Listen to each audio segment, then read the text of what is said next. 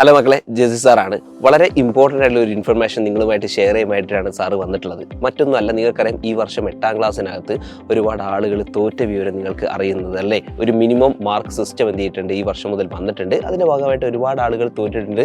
പ്രത്യേകിച്ച് ഹിന്ദി എന്ന് പറയുന്ന സബ്ജക്റ്റിനകത്ത് നിങ്ങൾക്കറിയാം ഇതുപോലെ തോൽവിയുടെ ശതമാനം എന്താണ്, കൂടുതലാണ്. ഈ ഒരു കാര്യം എല്ലാ മക്കൾക്കും അറിയാവുന്നതാണ്.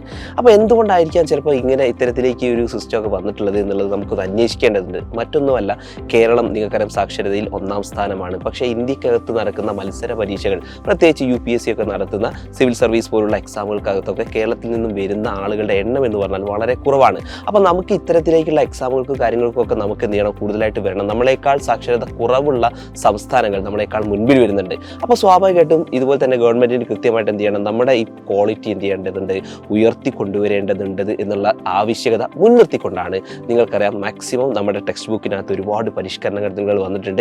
ഈ വർഷമാണെങ്കിൽ നിങ്ങൾക്കറിയാം 8-10 ക്ലാസ്സുകൾക്കകത്ത് ഹൈസ്കൂൾ സെക്ഷനകത്ത് മാറ്റങ്ങൾ വന്നു. അതേപോലെ കഴിഞ്ഞ വർഷമാണെങ്കിൽ 9 ടെക്സ്റ്റ് മാറി. ഇതിലൊക്കെ പരിശോധിച്ച് കഴിഞ്ഞാൽ ഒരുപാട് കണ്ടന്റുകൾ എന്ത് ചെയ്തിട്ടുണ്ട്, ഇതിനകത്തൊക്കെ കൂടിയിട്ടുണ്ട്, മുൻപത്തെ വർഷത്തിനേക്കാൾ കൂടിയിട്ടുണ്ട്. അപ്പോൾ എനിക്ക് നിങ്ങൾ മക്കളോട് പറയാനുള്ള കാര്യം, നിങ്ങളിപ്പോൾ 9ാം ക്ലാസ്സിലേക്കാണ് പോകുന്നത്. 9ാം ക്ലാസ്സിൽ നിങ്ങൾ വിചാരിച്ചതുപോലെ ഒന്നുമല്ല, അത്യാവശ്യം നല്ല ടഫായിട്ടുള്ള കണ്ടന്റുകളാണ് നിങ്ങൾക്ക് പഠിക്കാനുള്ളത്. 8ൽ പഠിച്ചതുപോലെ ഈസി അല്ല. പ്രത്യേകിച്ച് സോഷ്യൽ സയൻസ് ഒക്കെ എടുക്കുകയാണെങ്കിൽ ഈസി അല്ല 9ാം ക്ലാസ് ഉള്ളത് മക്കൾ മനസ്സിലാക്കി വെക്കുക.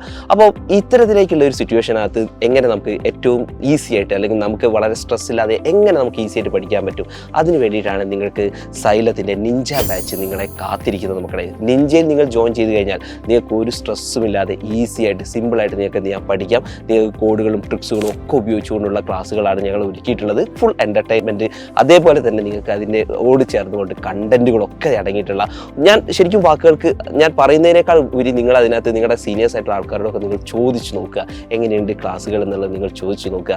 എന്നിട്ട് നിങ്ങൾക്ക് പറ്റുമെങ്കിൽ നിങ്ങൾ എന്ത് ചെയ്യുക, സൈലത്തിൻ്റെ ഭാഗമായി മാറുക. സോ എല്ലാ ആൾക്കാരും വരണമെന്നാണ് ഞങ്ങളുടെ ആഗ്രഹം. സോ മക്കളെ, നമുക്ക് നിഞ്ചയിൽ കാണാം. So thank you everyone.